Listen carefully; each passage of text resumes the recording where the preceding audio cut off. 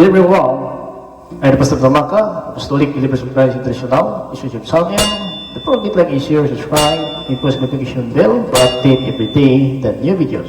Thank you so much. God bless us all. Magandang umaga po sa lahat sa ating mga viewers, listeners dito po sa ating YouTube channel. Ang kapayapaan at habag biyaya ng Diyos na may sama sa atin lahat sa magitan ng ating Panginoon Kristo.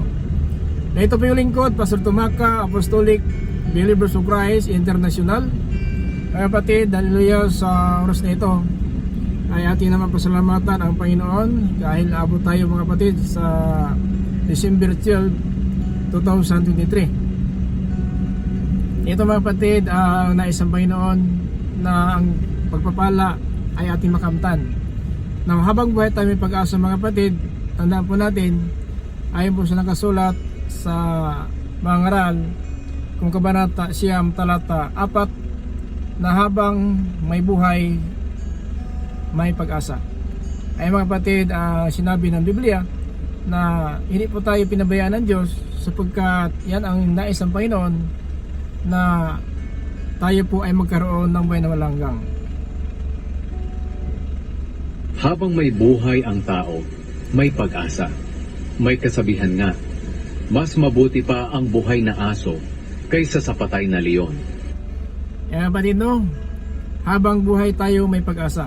Now, habang may patay mga kapatid, tandaan po natin ay magkaroon pa tayo ng pag-asa dahil nais ang Panginoon talaga na lahat ng tao ay maligtas at makakaalam ng katotohanan. Kasi ang plano ng Diyos sa tao, gawin tayong matuwid, no? Yan po makasulat mga kapatid sa mga ngaral sa kabanata ito talata 29 mga kapatid. Higit sa lahat, ito ang nalaman ko. Ginawa ng Diyos ang tao na matuwid, pero nag-iisip ang tao ng maraming paraan para maging masama. Mga kapatid, no, ang plano ng Diyos na gawin tayong matuwid. Kaya hanggang ngayon ay hindi po tayo pinabayaan ng Diyos, tinuturuan po tayo sa tamang pamuhay sapagkat nais ng Diyos talaga ituwid tayo. Dahil po, yun po ang nakasulat sa Biblia na mahal tayo ng Diyos. Mahal ang Panginoon ng buong sanlibutan, yun pong dahilan na kanyang pinaparito ang kanyang kaisa-isang anak upang sa lahat ng sampalataya hindi mapahamak kundi magkaroon ng buhay na walang hanggan. So yun po mga kapatid, ang nagpatunay ang Biblia is John 3:16. Sapagkat ganito ang pag-ibig ng Diyos sa mga tao sa sanlibutan. Ibinigay niya ang kanyang bugtong na anak upang ang sino mang sumasampalataya sa kanya ay hindi mapahamak, kundi magkaroon ng buhay na walang hanggan. Ayan mga kapatid, no? Ganun na lang ang pag-ibig ng Diyos sa sanlibutan, kaya isinugo niya ang kaisa-isang anak upang mag-alay ng kanyang katawan doon sa taas ng cross para tayong lahat mga kapatid, hallelujah, na magkaroon ng panampalataya sa kanya ay hindi po tayo mapahamak kundi magkaroon na tayo mga kapatid ng pag-asa tungkol po ng kaligtasan. Now, sinabi ng Biblia mga kapatid dito po sa kabanata 10 talata 6 hanggang po sa 10 mga kapatid, na ito mga kapatid ang sinabi ng mananaklat sa Hebreo. Pakinggan natin mga kapatid sa Hebreo chapter 10 verse 6 up to 10. Hindi ka nasiyahan sa mga handog na sinusunog at mga handog sa paglilinis. Kaya sinabi ko sa iyo, narito ako para tuparin ang kalooban mo, O Diyos, ayon sa nasusulat sa kasulatan tungkol sa akin. Una, sinabi ni Kristo na hindi nagustuhan ng Diyos ang mga handog at kaloob. At hindi siya nasiyahan sa mga handog na sinusunog at mga handog sa paglilinis, kahit na ipinapatupad ito ng kautusan. Pagkatapos sinabi niya sa kanyang ama, Verse 9. nandito ako para sundin ang kalooban mo. Kaya inalis ng Diyos ang dating paraan ng paghahandog upang palitan ang paghahandog ni Kristo. Verse 10. At dahil sinunod ni Jesucristo ang kalooban ng Diyos, nilinis niya tayo sa mga kasalanan natin sa pamamagitan ng minsang paghahandog ng sarili niya. Amen. Siya mga kapatid, no? linis na po ating mga kasalanan sa magitan na minsan paghandog sa kanyang sariling katawan. Ngayon mga kapatid, na yun talaga sinugo ang isa-isang anak ng Diyos para po na ipako siya sa cross, para po na linisin na po tayo sa ating mga kasalanan. Yun mga kapatid, ang Biblia nagpapatunay na dapat natin ingatan ang ating pamumuhay, dahil po mga kapatid, nahayag na po kung gaano kalaki ang biyaya ng Diyos sa magitan po ng ating Panginoon Jesucristo. Kaya sabi ni Apostol Pablo, mga kapatid, dito po sa 1 Timothy, na tapat ang pasabi na dapat paniwalaan ng lahat na si Kristo Jesus na parito upang iligtas ang makasalanan, at siya po ang pinakamakasalanan sa lahat. Pakinggan natin sa 1 Timothy chapter 1, 15 to 16. Ito ang katotohanang dapat tanggapin at paniwalaan ng lahat, na parito si Kristo Jesus sa mundo para iligtas ang mga makasalanan. At ako ang pinakamakasalanan sa lahat. Ngunit kinaawaan ako ng Diyos para maipakita ni Jesucristo sa pamamagitan ko kung gaano siya katiyaga sa mga makasalanan. Magsisilbing halimbawa ang ginawa ni Kristo sa akin para sa iba na sasampalataya sa Kanya, na pagkakalooban niya ng buhay na walang hanggan. Diba? Isang halimbawa, at sa atin niya sumampalataya na pagkalooban ng Diyos ng buhay na walang hanggan. Now, ito mga kapatid, alam natin ang Biblia ay nagpapatunay na habang buhay tayo may pag-asa. Now, tingnan natin mga kapatid, na isang kriminal si taas sa cross, na talagang nagkaroon siya ng pangako ng Panginoon. Alam natin yan mga kapatid, sapagkat nakasulat po sa Lucas, mga kapatid, Kabanata 23, talata 42, 43. Yan mga kapatid, no? Maliwanag po ang Biblia ng patunay na nangako talaga ang Panginoon sa isang kriminal doon sa taas ng krus. Tandaan po natin, kahit nag-agaw hininga na po ang kriminal, pero pinagkalooban pa siya ng Panginoon ng pangako na ngayon ikasama kita sa paraiso. Itong kriminal mga kapatid, tandaan po natin, ay talagang nahayag na siya ay kriminal. Kung basahin natin sa Biblia mga kapatid, dito po sa Hallelujah chapter 23 verse 40 sa Lucas, pakinggan natin ang kasaysayan ng dalawang kriminal na nakapako kasama ng Panginoon sa taas ng cross. Pero sinaway siya ng isa pang kriminal na nakapako. Hindi ka ba natatakot sa Diyos? Ikaw man ay pinaparusahan din ng kamatayan. Dapat lang naparusahan tayo ng kamatayan dahil sa mga ginawa nating kasalanan. Pero ang taong ito'y walang ginawang masama. So isang kriminal, pabor po sa Panginoon. Pero isang kriminal sa 39, pakinggan natin.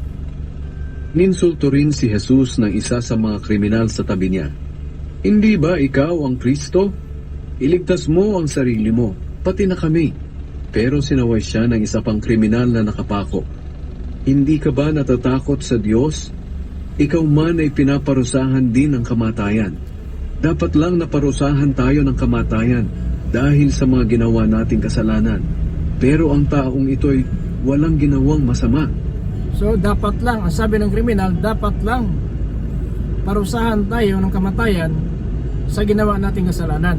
So bayan na po ang kriminal sa taas ng cross ng kanyang ginagawang pagkakriminal.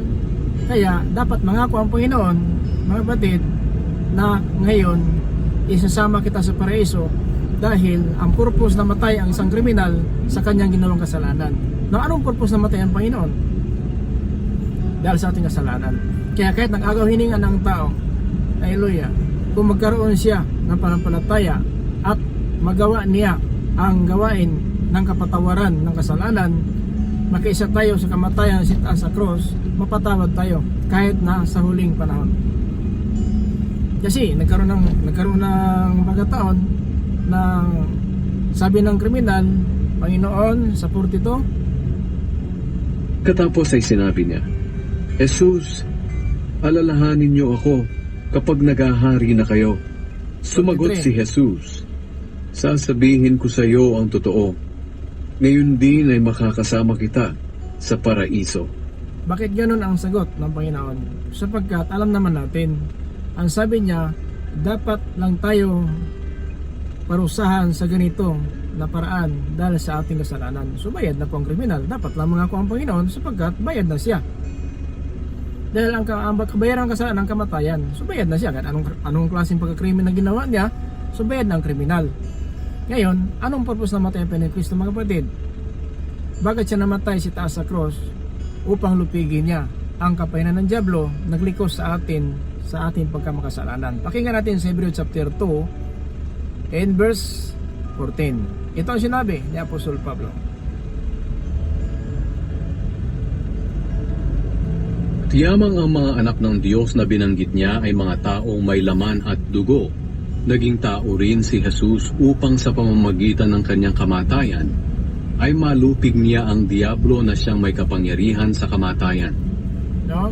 So, kailan mamatay siya para malupig ang dyablo, siyang may kapangyarihan ng kamatayan. Kasi dinaya po niya si Iba. No? Dinaya niya si Iba at saka si Adan. So, yun po, talagang isinila ang kamatayan dahil po na nagkasala si Adan, si Iba sa panahon po na ipinagbawalan sila ng Panginoon na huwag kakain sa bunga ng punong kahoy na yon. Kaya maliwanag ang Biblia sa 15:21-22 dito po sa 1 Corinthians, mga kapatid. Pakinggan natin 21-22.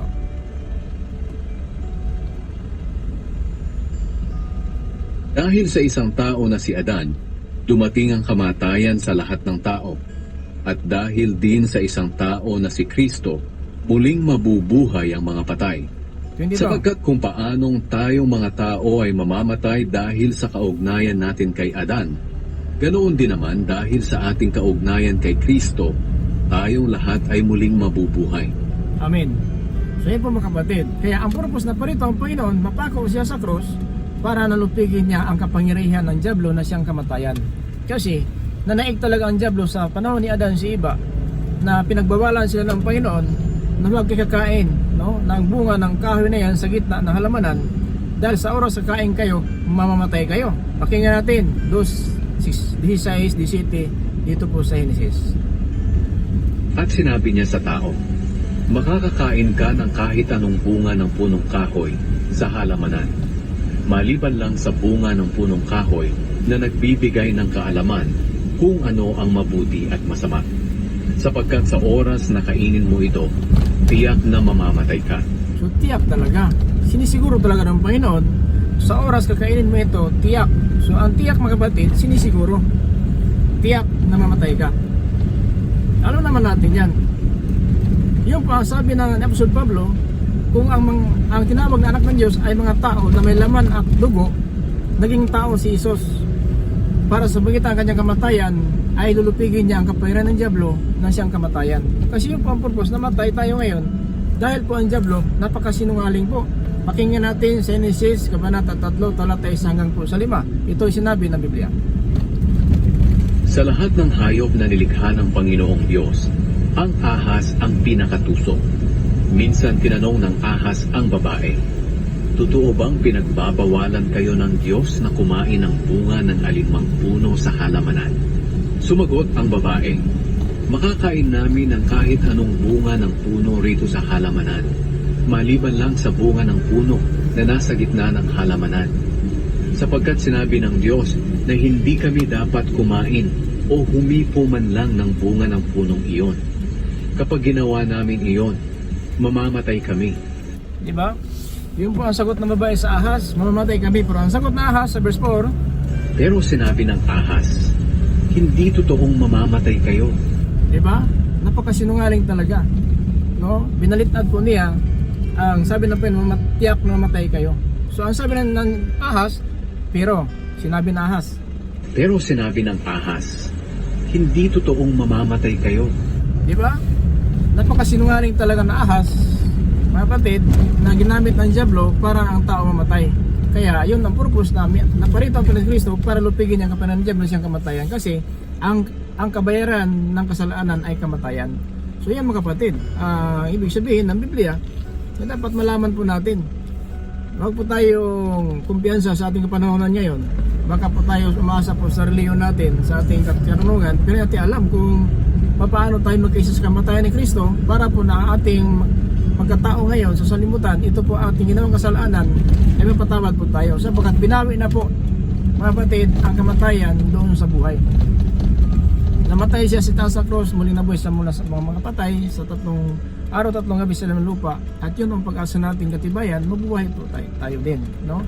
So mabuhay pa rin tayo sa pagparito ng Panginoon na tayo nakatulong na po sa alabok, ay mabuhay naman tayo dahil po sa ating pag-asa po ng salita ng Diyos. So kaya mga kapatid, ito po talaga ay nais ng Panginoon na matuto tayo sa tamang aral para na ating pag-asa ng kaligtasan ay buhay talaga. Now, wala na tayong naipagmalaki kung ano pa man mga kapatid, so dapat tayo makaisa sa kamatayan ni Kristo sapagkat mga kapatid, habang buhay may pag-asa pa. Now, ang kriminal, tandaan po natin, nahatulan siya ng kamatayan sa kanyang kasalanan. Si Kristo din, nahatulan ng kamatayan kahit wala siyang kasalanan, pero nituturi siyang makasalanan dahil po sa ating pagkamakasalanan na siya po ay walang kasalanan.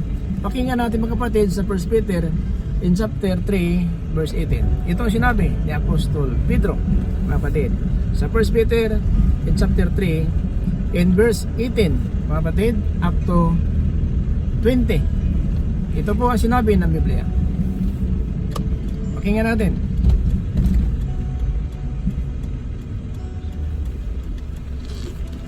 Sapagkat si Kristo nga'y pinatay kahit wala siyang nagawang masama, at minsan lang siya namatay para mapatawad ang mga kasalanan natin.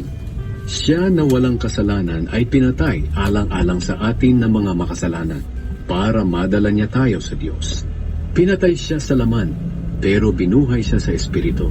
At sa kalagayan niyang espiritual, nangaral siya kahit sa mga espiritu ng mga taong nakabilanggo na hindi sumunod sa Diyos noong panahon ni Noe.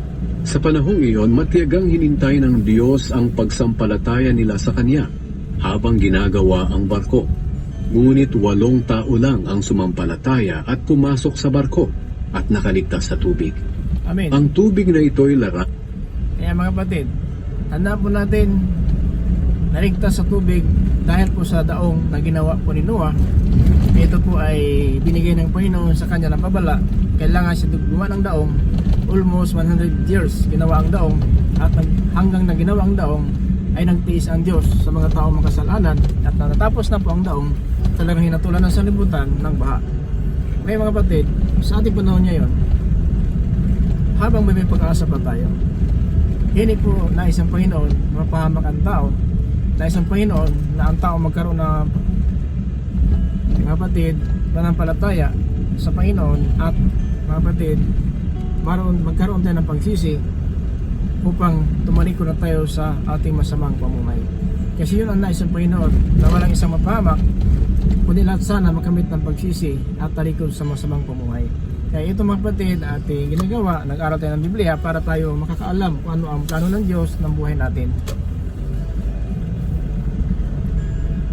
Hindi nagpapabaya ang Panginoon sa pagtupad sa pangako niya, gaya ng inaakala ng ilan. Ang totoo, binibigyan lang niya ng pagkakataong magsisi ang lahat sa mga kasalanan nila, dahil ayaw niyang mapahamak ang sinuman. Yun po ang plano ng Diyos. Ayaw ng Diyos mapahamak tayo, kaya tinuturuan tayo sa bawat araw ano ang marapat na pamuhay. Tanda po natin, habang buhay may pag-asa pa. Kaya mga kapatid, ito po ang mensahe natin na pinapayag natin sa araw na ito. Tanda po natin na ang Diyos po ay nagpapaalam sa atin ng nararapat na pamuhay para hindi po tayo matulan kasama ng salibutan. Kaya mga kapatid, hanggang may buhay pa, may pag-asa. Sana mga kapatid, nakatulong po ito sa atin. Ang mga video na ito na ating ginagawa, magsisi na po tayo, kasi yun ang sabi ng Panginoon, hindi po bayan ang kanyang pangako ayon sa akala ng iba. Siya po ay nagpakumbaba, at sana mga kapatid, magkaroon tayo ng pagsisi at tumalikod sa masamang pamumuhay, at yung pong dahilan, siya na parito para maligtas ang tao. Lalahanin niyo na kaya hindi pa dumarating ang Panginoon ay para bigyan ng pagkakataong maligtas ang mga tao. Kaya mga kapatid, ang mensahe ng Diyos, hindi pa siya na parito, para bigyan ng pagkataon maligtas ang tao. Sana katulong po ito mga kapatid. Hallelujah. Sana po na magsisi na po tayo, talikod sa masamang pumuhay at mamuhay tayo ng Kristiyano na sumunod ng kalooban ng Diyos. Maraming salamat po sa inyong lahat, sa inyong mga oras, sa nakatingin sa video na ito. Ang kapayapaan, habag ng Diyos na sumasa atin sa magitan na atin ni Kristo. Like and share lang po natin guys ang salita ng Diyos para po tayo lahat magkaisa po ng biyaya ng Diyos hanggang sa pagparito ng ating Panginoon. Maraming salamat po.